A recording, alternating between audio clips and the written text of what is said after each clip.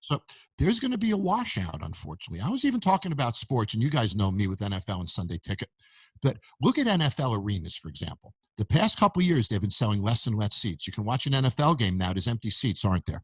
Mhm. So society has said to the NFL, when we speak, and we speak with our wallets, that a lot of us aren't going to the games anymore. We're really happy watching them at home.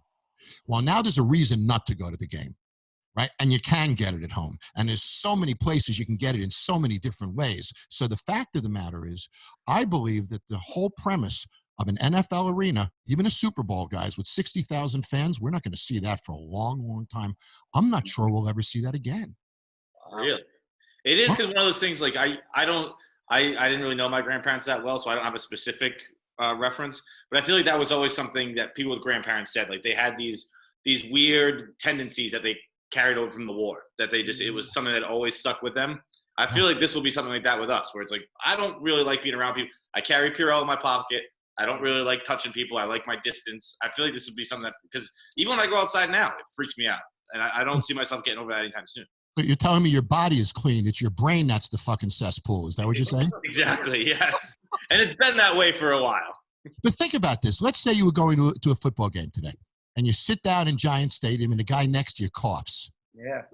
Is that freaking cool? Are you going to stay there? You're not going to think about that? Yeah, no way. I know. And you know what's funny is, like, it was always gross. We just didn't, we didn't think about it. We didn't realize it. We didn't know how bad it could be. But now it's top of the mind, Kev. So we know how bad it can be now. And even if it isn't coronavirus, do you want to get the fucking flu? Do you want to get sick? Who the hell? So the safe thing is we're just going to be conscious about this stuff anymore. So I really worry about what happens in sports arenas. I worry about what happens in concerts, and then there's an interesting legal thing to this. So let's say one concert venue operator closes and doesn't open, and another one opens up. And now that one who opens up lets people pile up in front of the stage like the old days, and it's all packed and a concert goes on. And now at the end of that concert, a week later, a bunch of people get sick. Those people could, in theory, sue that concert venue for negligence because they can prove that the other concert venue was diligent by not opening. Right. So now the lawyers get involved in this. And what kind of a liability? And if one guy doesn't open, the guy who does is now liable. Yeah. So there's a lot of factors that play into this that scare the heck out of me. What do you think about one thing good is coming out of this, and it's political. Left and right don't hate each other so much right now. Right. We're starting to come together as a nation, sort of like World War II, if we will. And of course, I wasn't alive back then. But, I think there's somewhat as a positive side of this. It's Americans supporting Americans, regardless of our political beliefs. That's pretty freaking cool. That's the way it should be. So I think that's maybe the grain of good that I see sort of coming out of this is we're working together. What do you think, speaking of working together, what do you think about the sports franchises who are, laying off staff and things like that? I thought Mark Cuban had a very interesting comment today where he said, what companies do for their employees over this pandemic will frame the reputation of the franchise for the next 20 years. Oh, I think he's right. Mark is a friend. He's been on Bar Rescue. I don't know if you guys saw that one, but Mark's been on Bar Rescue with me. Mark is a very philanthropic guy. Mark has the money to do that. So he's lucky. He doesn't just own the NBA team. He has a lot of other businesses that feed cash flow to him. So he can afford to do that.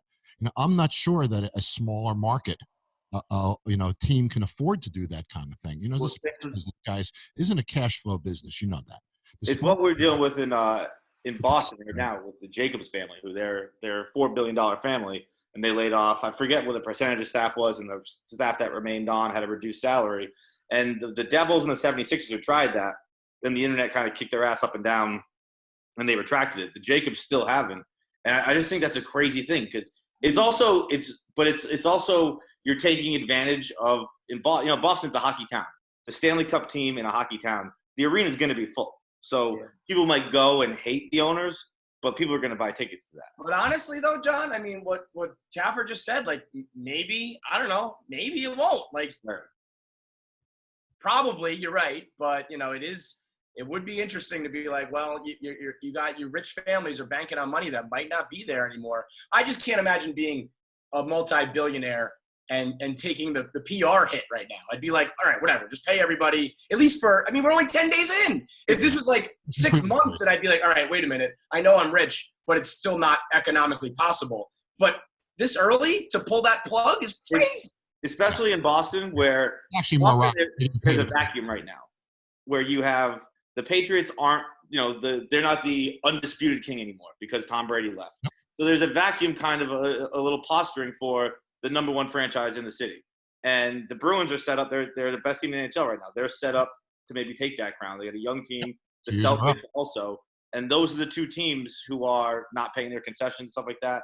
And then right away, every night, but then right away, every single tweet right away is sell the team.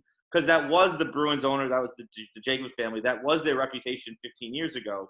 And then they won a Stanley Cup, bought a bunch of goodwill, and now you're just going right back into that being hated. It just doesn't make sense to me. It's almost like buying an expensive commercial, paying your employees. You're buying an expensive commercial to the public saying, I'm a good person, here it is. And then you're buying their loyalty as well, because they knew that you had their back in the pandemic. They're probably less likely to leave. Fans will remember that, but I even look at teams like the Chicago Cubs. No matter what they do, they sell out. Right. Certain teams that are just successful by default, and it's interesting to see what happens with the Patriots this year. To see they just have an impact with them because they've lost a lot of their calling card.